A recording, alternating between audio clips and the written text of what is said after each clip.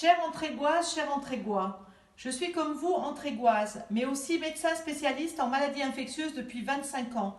Et je me permets de vous adresser ce message car la situation épidémiologique devient très préoccupante, y compris dans le Vaucluse. Tous les hôpitaux et cliniques du Vaucluse sont en ordre de marche pour répondre à la demande. Mais nous sommes au début de la vague et la pleine vague risque de vous imposer de faire des choix, ce qui est inconcevable pour nous soignants. Je ne souhaite pas que demain, nous ayons à déplorer le décès de quelques Antrégois, car nous ne sommes pas capables de respecter les recommandations à suivre. Je vous demande donc et vous supplie, arrêtez de propager de fausses informations, de donner votre avis sur tout dans un domaine que même nous, spécialistes de maladies infectieuses, connaissons très mal, car les informations arrivent au compte-gouttes dans les revues scientifiques. Un comité scientifique virologique national et européen s'est constitué et conseille nos politiques. Écoutez et appliquez les conseils donnés à la radio et à la télévision. Restez chez vous.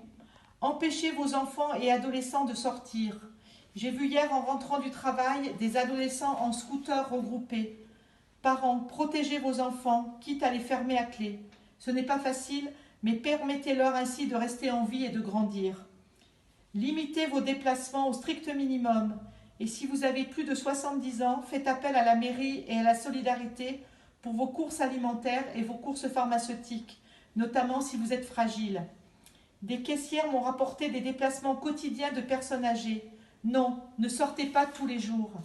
Quand vous sortez, ne portez pas de gants. Ils sont vite contaminés par toutes sortes de bactéries et de virus. Lavez-vous les mains avec du savon ou appliquez de la solution hydroalcoolique sur vos mains, notamment à la sortie des magasins, et reproduisez ce geste toutes les heures. Ne portez pas de masque si cela ne vous a pas été prescrit. Je vois de nombreuses personnes porter des masques mal positionnés, les touchant avec leurs mains, ce qui provoque une contamination du masque. Vous pensez que vous êtes protégé, mais vous ne l'êtes pas.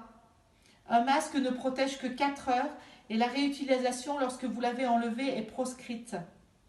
Offrez vos masques non usagés dans les maisons de retraite, les magasins alimentaires pour les caissières, aux forces de l'ordre. Ils seront plus utiles pour protéger la société. Il n'y a pas lieu de porter des combinaisons si vous êtes soignant.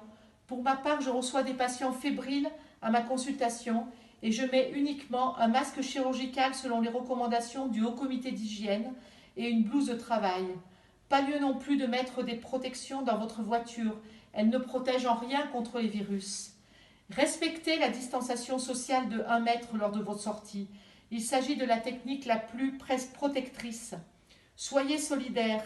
Merci aux plus jeunes en bonne santé de vous signaler à la mairie pour vous rendre disponible pour aider les plus âgés, les handicapés, les malades. Mais restez prudents, nous avons besoin de vous. Merci de soutenir les soignants, mais protégez également toutes les personnes qui sont là pour vous, notamment le personnel des magasins alimentaires, les forces de l'ordre. Bon courage à tous et pour les jeunes qui préparent le bac, mais aussi les adultes et les plus âgés, lisez ou relisez La peste de Camus. Il est disponible sur le net. Je pense à vous, à bientôt à Entraigues. Bon isolement et prenez soin de vous tous.